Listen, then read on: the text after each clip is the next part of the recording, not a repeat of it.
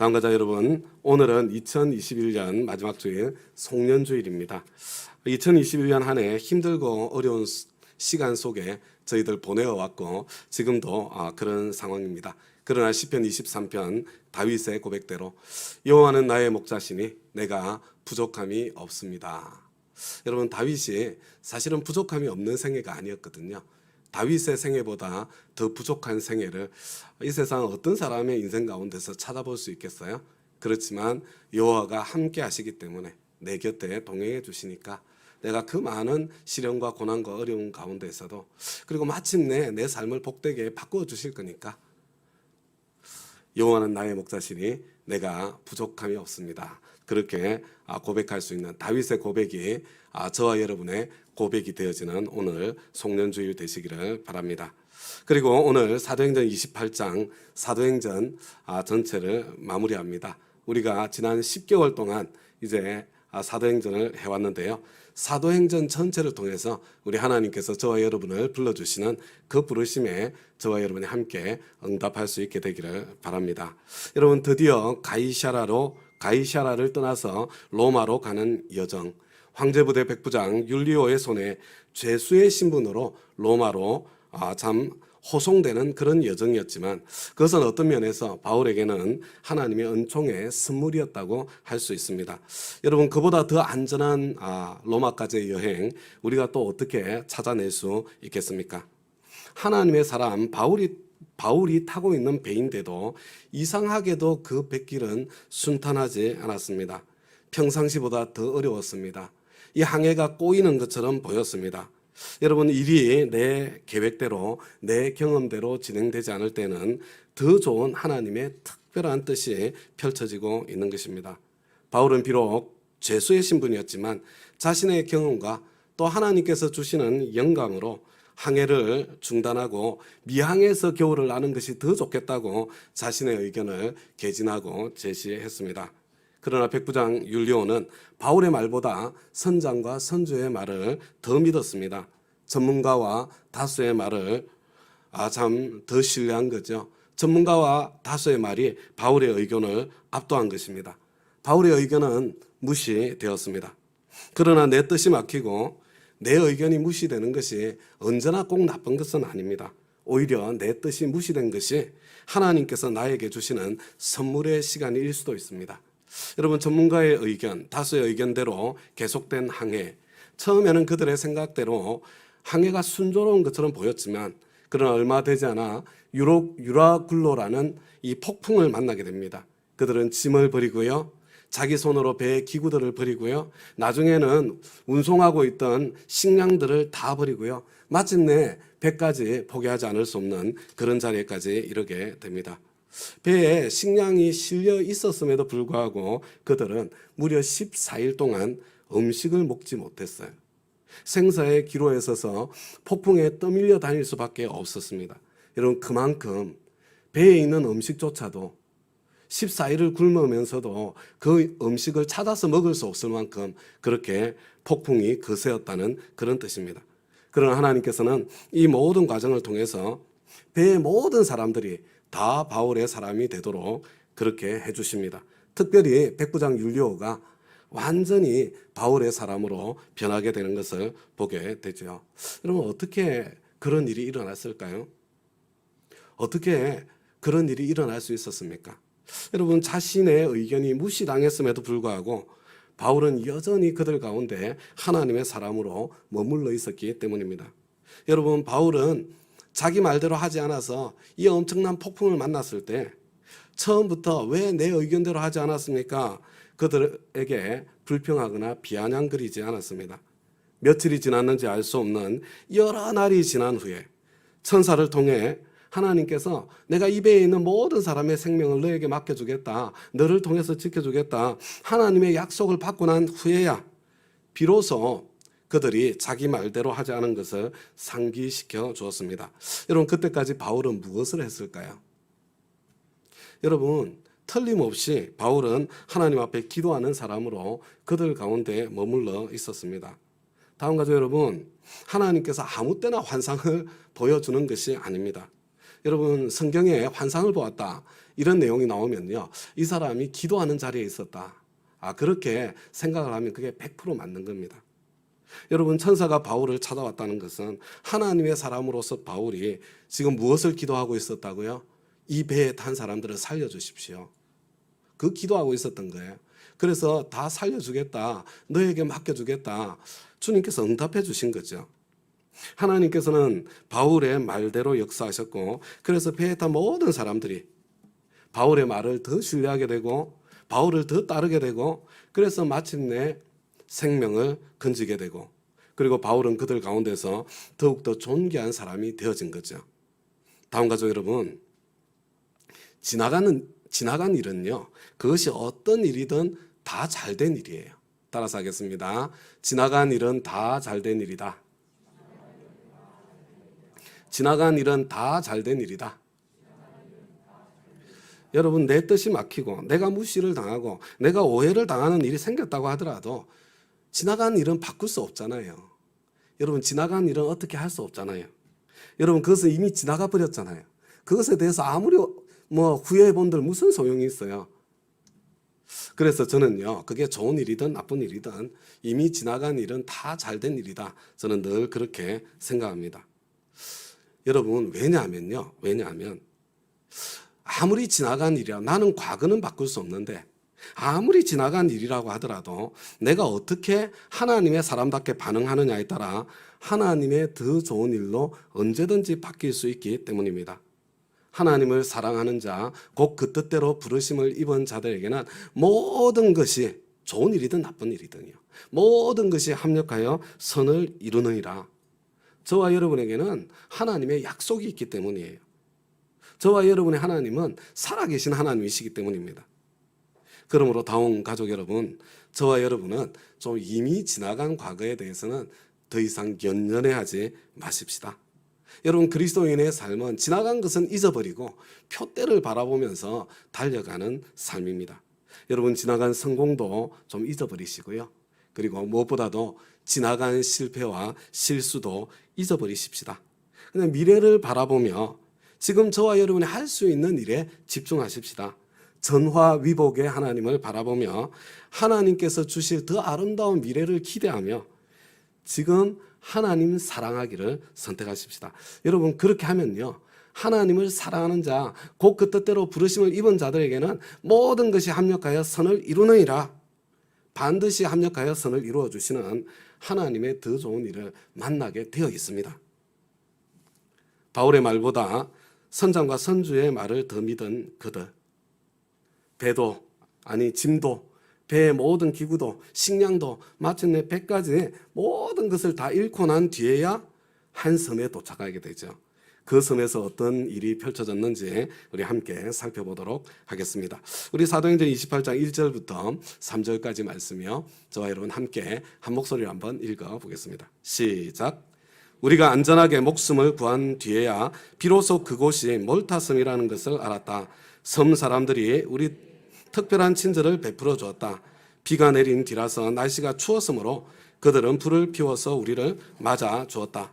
바울이 나뭇가지를 하나로 모아다가 불에 넣으니 뜨거운 기운 때문에 독사가 한 마리 튀어나와서 바울의 손에 달라붙었다. 여러분, 그들이 도착한 곳은 몰타라는 이름의 섬이었습니다. 그런데 여러분, 거기에서 일어나는 일이 좀 이상하지 않아요? 좀 너무하지 않습니까? 왜 하필이면 이 독사가 다른 사람도 아니고 바울의 손을 물게 되었을까요? 다른 사람도 아니고 하나님을 사랑하고 복음을 위해서 그토록 열정적인 바울에게, 아니 지금까지 고생한 것만 해도 충분히 하지 않았어요? 왜 또 그에게 이런 일이 일어났을까요? 지금은 대답이 척 하고 나와야 됩니다. 내 뜻보다 더 좋은 하나님의 뜻이 펼쳐지고 있는 거죠. 하나님의 특별한 계획이 지금 진행되고 있는 겁니다. 그런 줄 알겠는데, 하나님의 더 좋은 뜻이 펼쳐지는 줄 알겠는데, 그런데 왜 하필이면 독사가 바울을 물었냐고요. 다음 가족 여러분, 한번 잘 보세요. 바울이 섬기는 자리에 있었기 때문이에요. 여러분, 그들은 모두 기진맥진에 있었습니다. 추위에 떨고 있었습니다. 모두 쉬고 싶었습니다. 여러분 바울은 쉬고 싶지 않았겠어요? 그런데 바울이 일어나서 나뭇가지를 하나로 모아다가 불에 던져 넣은 겁니다. 그러자 나뭇가지 속에 숨어있던 독사가 튀어나와서 물리게 된 거예요. 가만히 있었으면 아무 일도 없었을 텐데. 목자로 섬기고 목녀로 섬기다 보니, 부장으로 섬기고 또 교사로 섬기다 보니 속상한 일도 당하고 오해도 받고 손해도 보고 그런 일이 생기잖아요. 그래서 어떻게 하실 거예요? 때려치우실 거예요? 아닙니다. 다음 가족 여러분, 바로 그때가 하나님의 시간입니다. 그때가 하나님의 기회의 때입니다. 하나님께서 일하고 계시는 때가 바로 그때예요. 왜 하나님의 사람들에게 나쁜 일이 생기는가? 여러분, 하나님께서 일하실 공간을 열어 젖히기 위해서입니다. 하나님의 사람에게 생기는 나쁜 일. 그런데 거기에 하나님의 사람이 하나님의 사람답게 반응하면 여러분 복음이 전해지는 생명이 살아나는 그런 공간이 열리게 되어 있습니다. 그렇기 때문에 우리는 모든 일에, 특히 섬기는 중에 일어난 나쁜 일에 미리 감사하십시다. 찾아서 감사하십시다. 하나님의 역사를 기대하며 감사하십시다. 그럼에도 불구하고 감사하십시다. 그래서 어떤 일이 일어났는지 계속해서 이어지는 말씀 4절을 함께 한번 읽겠습니다. 시작. 섬 사람들이 그 뱀이 바울의 손에 매달려 있는 것을 보고 이 사람은 틀림없이 살인자다. 바다에서는 살아나왔지만 정의의 여신이 그를 그대로 살려두지 않는다 하고 서로 말하였다. 여러분, 섬기다가 독사에게 물린 것만 해도 억울해 죽겠는데 거기에 살인자로 오해까지 당했으니 이거 답답해서 미칠 지경 아니겠습니까? 여러분, 나쁜 일 당한 것만 해도 힘든데 그게 오해까지 덮쳤으니 지금 엎친 데 덮친 그런 상황 아닌가요? 다음 가족 여러분, 그렇다고 내가 오해를 당한다고 엎친 데 덮쳤다고 너무 조급하게 너무 요란하게 반응하실 필요 없습니다. 여러분, 인간은 원래 늘 오해하고 오해받으면서 살아가는 존재가 인간 아니던가요? 저와 여러분 자신을 생각해 보세요. 저와 여러분도 다른 사람을 크고 작게 얼마나 많이 오해해 왔어요? 여러분, 옆에 있는 내 아내 오해할 때가 얼마나 많았습니까? 내 남편 오해할 때가 얼마나 많았어요? 여러분, 내 자녀들을 오해할 때가 얼마나 많습니까? 지금도 여러분들이 다 잘 알고 있는 것 같으세요? 저와 여러분은요, 오해투성이의 인간입니다. 사람에게 오해는 늘 있는 일이에요.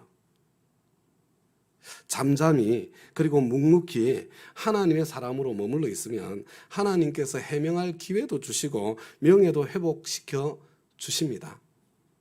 그런데 그 때를 기다리지 못하고 내가 억지로 해명하려고 하니까, 내가 억지로 내 명예를 지키려고 발부둥 치니까 오히려 하나님의 계획이 무너지고 문제가 더 복잡해지는 것 아닙니까? 여러분, 우리 좀 하나님을 믿어드리십시다. 그래서 일이 어떻게 전개됩니까?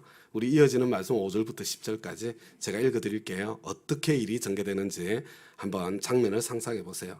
그런데 바울은 그 뱀을 불 속에 떨어버리고 아무런 해도 입지 않았다. 섬 사람들은 그가 살이 부어오르거나 당장 쓰러져 죽으려니 하고 생각하면서 기다렸다. 그런데 오랫동안 기다려도 그에게 아무런 이상이 생기지 않자 그들은 생각을 바꾸어서 그를 신이라고 하였다. 그 근처에 그 섬의 주장인 버블리오가 농장을 가지고 있었다. 그가 우리를 그리로 초대해서 사흘 동안 친절하게 대접해 주었다. 마침 버블리오의 아버지가 열병과 이질에 걸려서 병석에 누워 있었다. 그래서 바울은 들어가서 기도하고 그에게 손을 얹어서 낫게 해주었다. 그런 일이 일어나니 그 섬에서 병을 앓고 있는 다른 사람도 찾아와서 고침을 받았다. 그들은 극진한 예로 우리를 대하여 주었고 우리가 떠날 때에는 우리에게 필요한 물건들을 배에다가 실어 주었다. 여러분, 하나님께서 일하시는 방법이 정말 신기하지 않습니까? 하나님께서 그 가운데에서 바울을 지켜주시자 섬 사람들은 이번에는 바울을 신이라고 다른 방향으로 또 오해를 했습니다. 이런 인간은 원래 오해하는 존재입니다. 그러나 그런 오해의 시간, 여러분, 그런 일이 없었더라면 추장 보블리오가 바울과 바울의 일행들을 대접할 이유도 없었을 겁니다. 그리고 만약에 그랬다면 그때 마침, 여러분 타이밍이 절묘하잖아요. 그때 마침 병을 앓고 있었던 바울의 추장 아버지의 병을 기도로 고쳐줄 일도 없었을 거예요. 그리고 섬에 아픈 사람들을 고쳐줄 일도 없었을 것입니다. 그러나 섬기던 중에 독사에게 물리는 그 나쁜 일이 계기가 되어서 이 모든 일들이 차례로 일어나게 되고, 그래서 그들은 3개월이나 되는 그 겨울 기간을, 그것도 타관에서, 타지에서 극진한 대접을 받으면서 지낼 수가 있었습니다. 거기다 떠날 때는 항해에 필요한 물건까지 채워집니다. 천하의 복이에요. 바울은 정말 대단한 하나님의 사람 같습니다. 복음 때문에 죄수로 호송당하고, 그래서 자기의 그 소중한 의견도 무시당하고, 그런 상황 속에서도 바울은 그 폭풍 속에서도 원망 불평 대신에 잠잠히 그들을 위해서 기도하는 사람으로, 담대히 그들을 이끌고 인도하는 사람으로, 그리고 겨우겨우 목숨을 건진 후에는 먼저 그들을 섬기는 사람으로, 그리고 또 오해를 당해도 그 가운데 잠잠히 기다리는 사람으로 하나님의 사람답게 그 자리에 계속해서 머물러 있었습니다. 그래서 복음의 문이 활짝 열리게 된 거죠. 배에 탄 모든 사람들뿐만 아니라 그 섬의 사람들까지 생명이 살아나는 역사가 일어나게 되는 거죠. 전화위복의 하나님을 만나게 된 것입니다. 다음 가족 여러분, 우리 하나님은 전화위복의 하나님이십니다. 그래서 저와 여러분은 그럼에도 불구하고 감사를 올려드릴 수 있는 것입니다. 이제 로마로의 항해가 다시 시작되었습니다. 이어지는 말씀 11절부터 15절까지 저와 여러분 함께 한 목소리로 읽겠습니다. 시작. 석 달 뒤에 우리는 그 섬에서 겨울을 난 디오스구로라는 이름이 붙은 알렉산드리아 배를 타고 떠났다. 우리는 수라구사에 입항하여 사흘 동안 머물고 그곳을 떠나 삥 돌아서 레기온에 다다랐다. 그런데 하루가 지나자 남풍이 불어왔으므로 우리는 이틀 만에 보디올에 이르렀다. 우리는 거기서 신도들을 만나서 그들의 초청을 받고 이래 동안 함께 지냈다. 그런 다음에 드디어 우리는 로마로 갔다. 거기 신도들이 우리의 소식을 듣고서 아피온 광장과 트레스 마을까지 우리를 맞으러 나왔다. 바울은 그들을 보고 하나님께 감사를 드리고 용기를 얻었다. 여러분, 이제부터는 일사천리로 항해가 진행이 됩니다. 무슨 뜻이에요? 항해가 지체되었던 앞의 모든 과정이 바로 하나님께서 꼭 하시고자 했던 그 일을 이루기 위한 바로 주님의 섭리의 시간이었음을 지금 보여주고 있는 것 아니겠습니까? 바울은 보디올이라는 곳에서 일주일 동안 그곳 형제들로부터 환대를 받았고 드디어 로마에 도착하게 되죠. 로마의 신자들이 바울이 온다는 소식을 듣고는 아피온 광장과 트레스 마을까지 나와서 바울을 맞이해 주었습니다. 여러분, 이 로마의 형제들이 바울을 맞이해 주었던 이 아피온 광장은요, 놀랍게도 지금까지도 똑같은 이름으로 그 자리에 있다고 합니다. 제가 가서 본 건 아니고요, 그렇게 이야기를 들었습니다. 다음 가족 여러분, 사도행전은요, 단군 신화와 같은 신화가 아니라 구체적인 장소에서 일어난 역사적 사건입니다. 여러분, 그래서 성지순례에 더 큰 감동이 찾아오는 것 같습니다.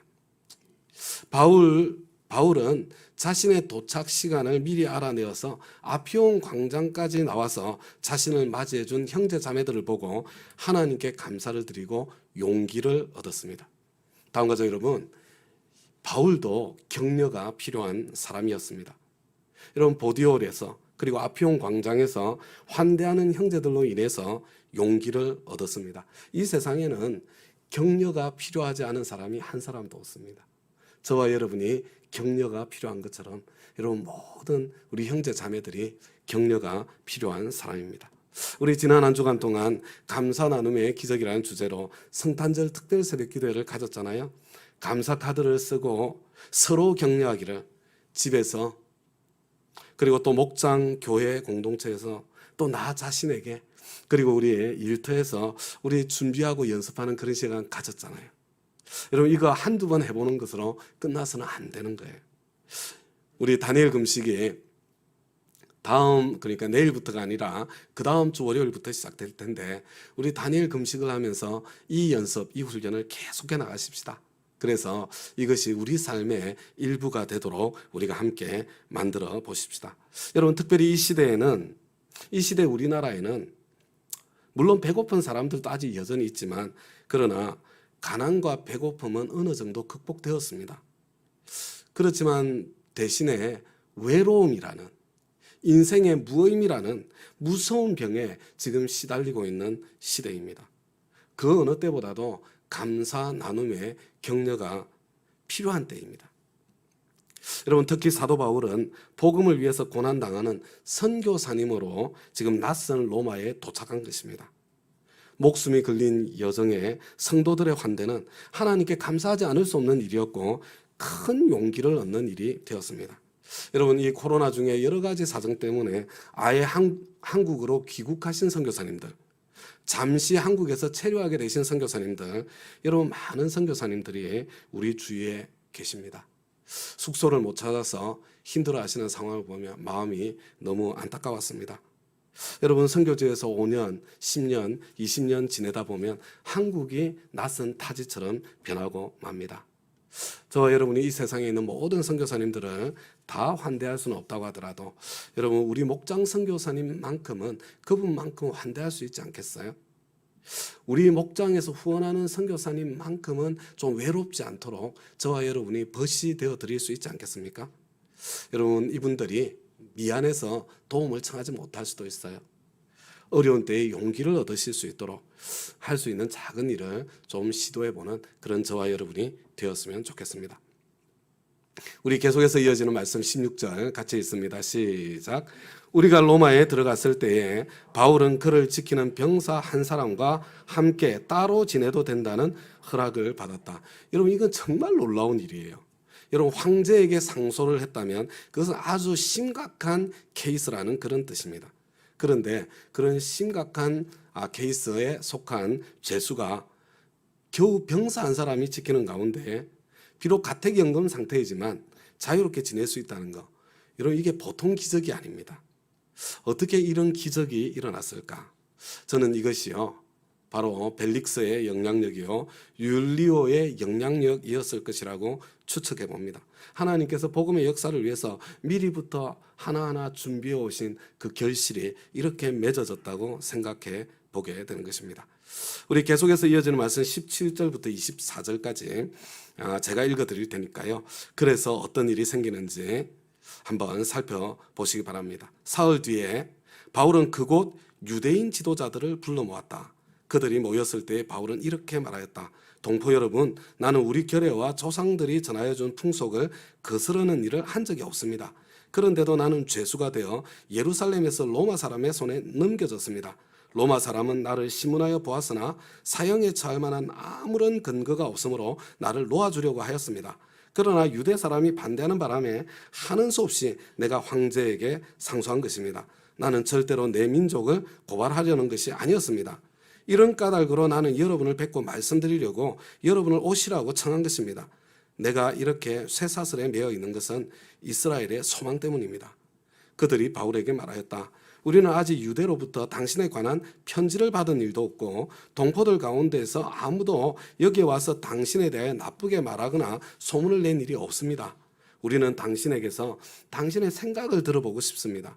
이 종파에 대하여 우리가 아는 것은 어디서나 이 종파를 반대하는 소리가 높다는 것입니다. 그들은 바울과 만날 날짜를 정하였다. 그날에 더 많은 사람이 바울의 숙소로 찾아왔다. 그는 아침부터 저녁까지 그들에게 하나님의 나라를 엄숙히 증언하고 모세 율법과 예언자의 말을 가지고 예수에 관하여 그들을 설득하면서 그의 속내를 터놓았다. 더러는 그의 말을 받아들였으나 더러는 믿지 않았다. 여러분, 로마에 이제 임시로 거처에서 정착을 했잖아요. 정착하고 난 뒤에 바울이 제일 먼저 한 일이 무엇입니까?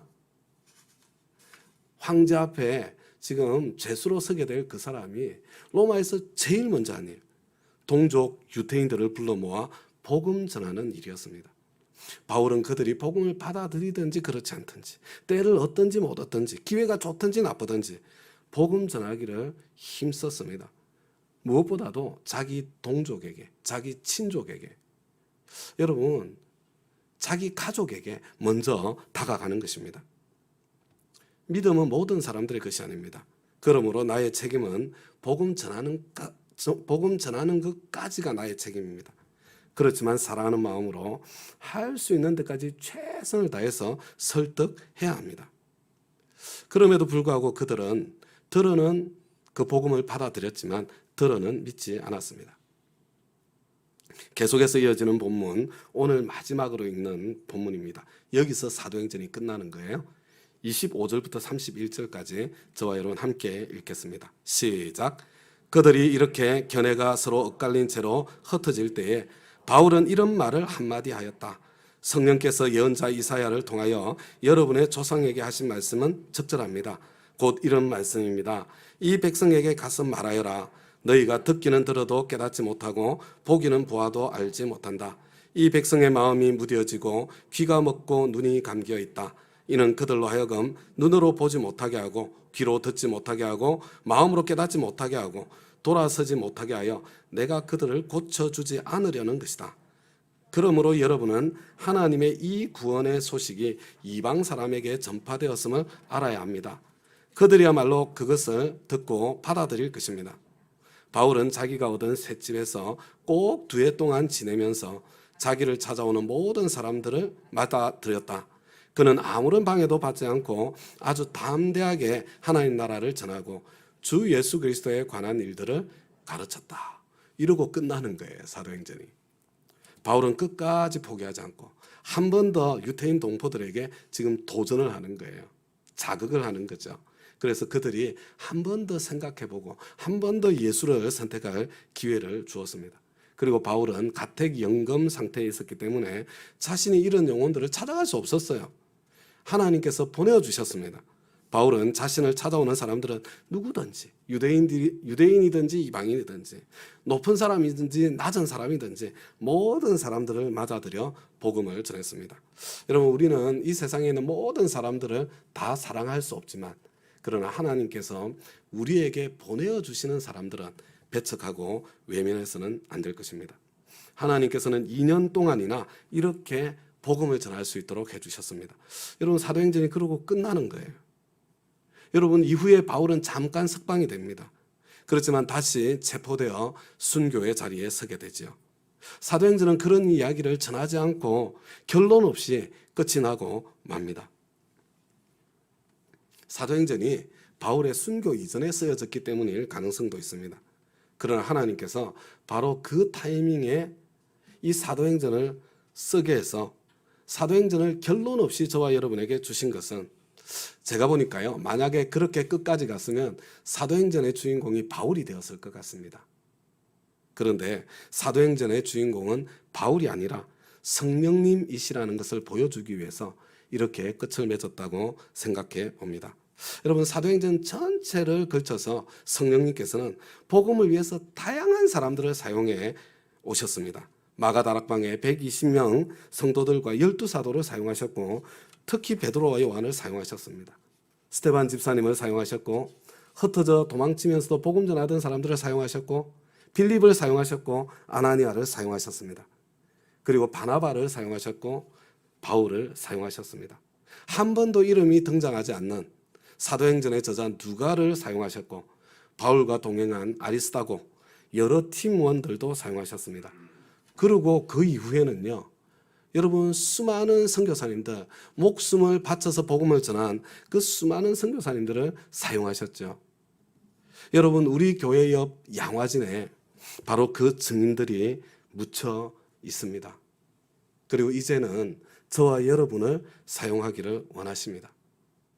저와 여러분에게 성령님이 내리시고 저와 여러분이 그 성령님께 순종하면 저와 여러분을 통해서 사도행전의 역사와 같은 역사가 계속해서 이어질 것입니다. 여러분, 결론 없이 28장으로 끝나는 사도행전은 저와 여러분으로 하여금 사도행전 29장을 쓰게 하시는 하나님의 부르심이라 할 수 있습니다. 다음 가족 여러분, 기꺼이 그렇게 쓰임 받기를 원하세요? 여러분 내가 그렇게 한번 나도 쓰여졌으면 좋겠다 그런 생각이 있으시다면 여러분 성령님 내리시기를 간구하며 기도의 자리에 우리가 힘써서 머물러 있으십시다. 작은 순종의 발걸음을 내디뎌 보십시다. 여러분 그런 의미에서 사도행전을 마치면서 제가 특별히 3가지 부탁을 드리려고 합니다. 여러분 지금까지 내용은 다 잊어버려도 되는데요. 이 3가지 부탁만큼은 꼭 기억해 주시기를 부탁드립니다. 여러분 첫 번째예요. 우리 교회 바로 옆에 양화진이 있는데 여러분 혹시 이 양화진 한번 가보셨습니까? 여러분 이 양화진의 묘비들을 한번 읽어보셨나요? 여러분 이 양화진에 있는 그 수많은 묘비들을 남기고 가신 선교사님들 중에 여러분이 혹시 제일 좋아하는 선교사님이 계십니까? 저는요 제가 여러분들에게 첫 번째로 부탁드리고 싶은 게 이거예요. 오늘 한번 우리 가족과 함께 이 양화진에 한번 들러보시면 어떠시겠어요? 굉장히 추운 날씨죠. 그분들은 순교까지 하셨는데 우리가 날씨가 춥기 때문에 더 절실하게 그분의 마음을 우리 안에 한번 담아볼 수 있지 않겠어요? 오늘 우리 다른 약속 때문에 가실 수 없다면요 꼭 연말 연시에 한번 우리 자녀들과 함께 이 양화진을 좀 방문하셔서 쭉 둘러보시고요. 저는 둘러보시면서 여러분들이 한 분을 좀 정하셨으면 좋겠어요. 한 분. 내가 조금 더 깊이 연구해 볼 한 분의 선교사님, 그분을 정해 보시기를 부탁드립니다. 여러분 묘비에 여러 가지가 쓰여져 있는데요. 저도 그 묘비를 다 읽어보지 못했어요. 그런데 여러분 내가 정한 그 한 분만큼은 묘비를 자세히 다 읽어보실 수 있기를 바랍니다. 그리고 누가 물어본다고 하더라도 내가 그분에 대해서 말하고 설명해 줄 수 있을 만큼 인터넷을 통해서 책을 통해서 그분에 대해서 연구를 좀 해주시면 좋겠습니다. 그래서 우리 오는 주일 목장 모임 때 목장 식구들과 여러분 그 내가 참 이 붙잡은 바로 그 선교사님에 대한 이야기를 들려드리는 그런 나눔을 꼭 해주시기 바랍니다.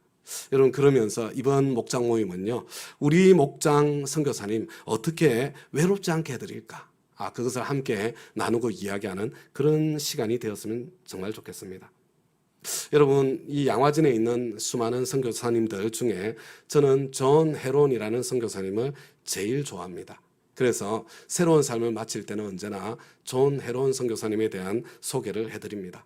제가 보니까 우리 박진우 장로님은요 윌리엄 홀, 로제타 홀, 그리고 쇼드 홀, 이 가족 선교사님들을 특별히 좋아하시는 것 같아요. 그러니까 지난번 토요일 날 새벽에 새벽 설교하실 때 이분들 특별히 소개해 주셨는데 제가 감동도 많이 받게 되었고 그래서 더 좋아하게 되었습니다.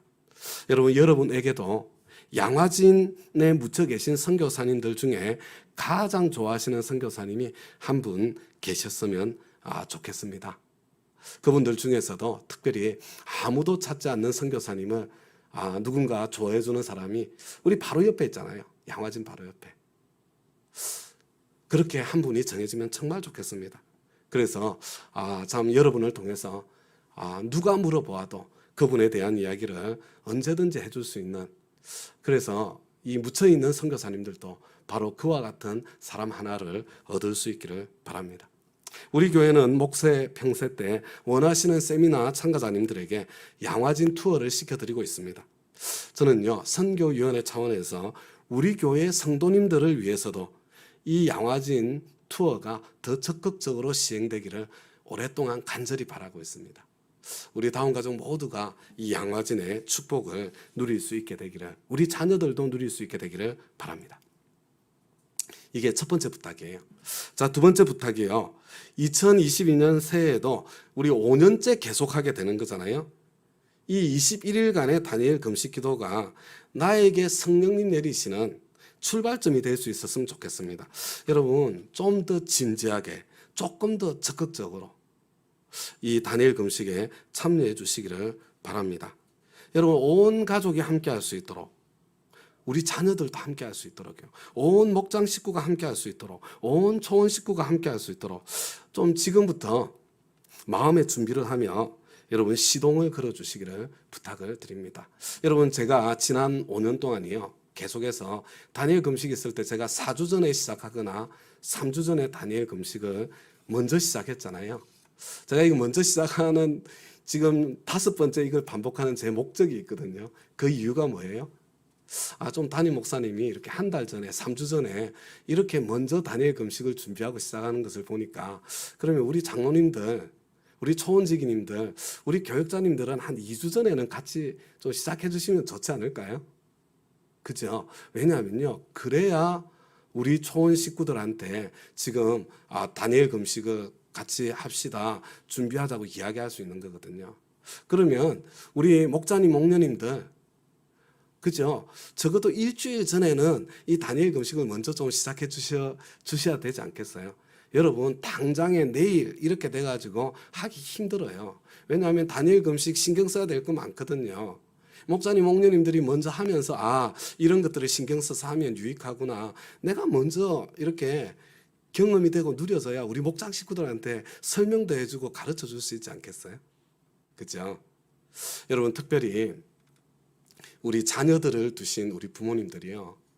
여러분, 우리 자녀들과 함께 이 21일간의 다니엘 금식을 한번 가져보세요. 여러분, 지금 우리 자녀들은 정말 심각한 시대를 살고 있습니다. 여러분, 우리 자녀들 대부분이 이미 미디어에 중독된 상태예요.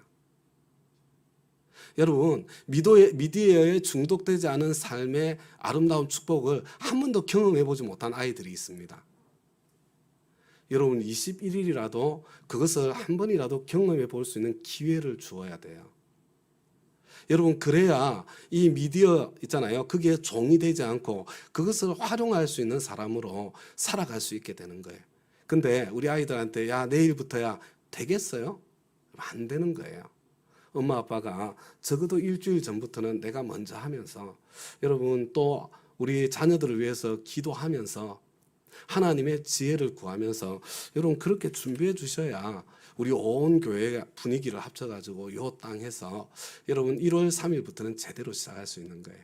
근데 제가 이렇게 3주 전부터, 2주 전부터, 1주 전부터 하자는 게요, 막 엄격하게 먼저 하라는 그런 이야기가 아니에요. 시동을 좀 빨리 걸어달라는 이야기예요. 여러분, 그 중에 꼭 만나야 될 사람이 있잖아요. 꼭 어떻게 해요? 만나야 될 사람 같이 음식 그냥 같이 먹어야지. 괜찮아요. 시동 거는 시간이니까. 좀 다른 시간 꼭 필요한 만남에서는 그냥 자유롭게 음식을 드시면서요. 근데 그 나머지 시간들 내가 이렇게 익숙해지고 시동 거는 시간으로 먼저 함께 보내시면서, 자, 그러니까 내일부터 우리 모든 우리 다운 가족들은요, 시동을 걸어서 연습을 하시면서 우리 1월 3일부터는 우리 모든 자녀들이 다 함께 참여하는 이번에 그런 다니엘 금식이 될 수 있도록 저와 여러분이 좀 함께 힘써 주시고 노력해 주시면 정말로 좋겠습니다. 이게 두 번째 부탁이에요. 좀 진지하게 제대로 한번 해봅시다. 그러면서 우리 몸이 건강해지고 우리 정서가 건강해지고 그것을 넘어서 영혼이 건강해지고 성령님이 내리시는 그런 통로가 되도록 우리 함께 힘써 주시기 바랍니다. 그리고 마지막으로 세 번째 부탁드리겠습니다. 여러분, 이번 연말에 온 가족이 영화 한 편 보시면 어때요? 영화 한 편. 그죠? 의미가 있지 않겠어요? 여러분, 이번 연말에 온 가족이 영화를 한 편 보시는데 바울이라는 영화를 온 가족이 함께 꼭 보실 수 있기를 부탁을 드립니다. 사실은 사도행전을 끝내면서 이 바울 영화를 온 교회가 같이 볼 수 있도록 해보려고 시도를 했어요. 그러면 이제 모여서 보고 나머지는 유튜브로 이렇게 송출이 되도록 해서 또 한 달 정도 그렇게 올려두어서 우리 온 식구가 볼 수 있도록 하면 좋겠다, 이런 생각을 했는데요. 이 판권 관계 때문에 그게 제대로 추진이 안 되고 무산이 되었습니다. 네이버에서 1,500원 내면 볼 수 있답니다. 그래서 참 이번 연말에 가족과 함께 한번 시간을 정해가지고, 목사님이 내준 숙제니까 우리 같이 이 영화 한번 같이 보자. 그래서 바울 영화를 같이 보시면서요, 사도행전 전체를 한번 쭉 바울의 여정을 돌아보면서 사도행전도 복습하시고, 그리고 사도행전 29장을 쓰게 우리를 부르시는 하나님의 부르심 앞에 함께 한번 서볼 수 있었으면 정말로 좋겠습니다. 우리 이제 다 함께 자리에서 일어나셔서 부름받아 나서니 몸, 우리 주님 앞에 찬양할 텐데요. 저는 이 곡이 사도행전을 마무리하면서 저와 여러분의 결심과 기도가 되기를 간절히 소망합니다. 아골골짝 빈들에도 복음 들고 가오리다. 아골골짝 빈들이 멀리 있지 않아요. 가까이 있습니다. 멸시천대 십자가는 제가 지고 가오리다. 주님 따라가는 길에 때로 무시당하고 때로 오해당하고 때로 스스로 내가 초라하게 보이는 그런 비참함의 자리에 이르게 될 때도 있습니다. 그럼에도 불구하고 어떤 상황 속에서도 나는 불러주신 사도행전 29장을 쓰는 부르심 앞에 내가 한번 서보겠습니다. 그런 마음에 고백과 기도를 담아서 부름받아 나서니 몸